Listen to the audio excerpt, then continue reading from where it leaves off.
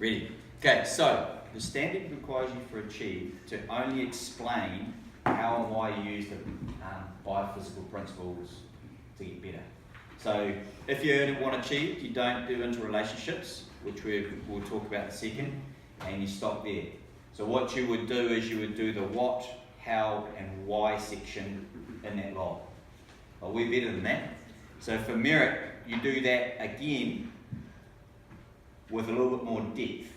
Okay, so for example, you might say for Achieved, I use continuous training. This is how I did it. Continuous training is good because it increases cardiovascular fitness, and cardiovascular fitness is what you need for your 4K run. That's a really simplistic explanation. For a merit, you would then go, we did the continuous training for the 4K run. We did it this way. You give me an explanation, a statement of how you did it, a description. Then you would say that improves cardiovascular fitness, and it improves cardiovascular fitness because it improves my aerobic energy system. It improves my aerobic energy system by, and then you give me some information there. So there's an increased depth of explanation there for a merit.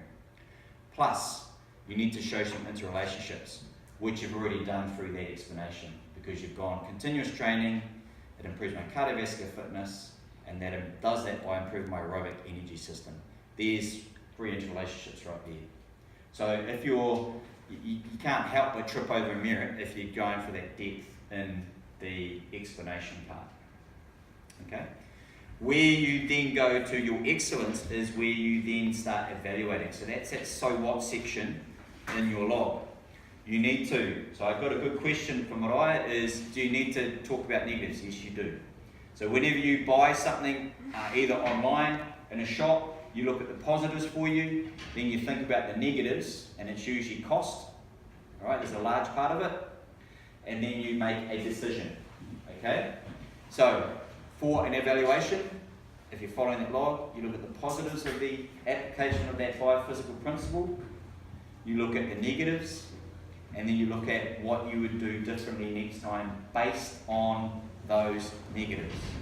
Now, in level 2, there needs to be what we call coherency. So coherency means if you make an evaluation that comes out of the left field and it doesn't make sense to what you were saying in the negative part, then that's not coherent.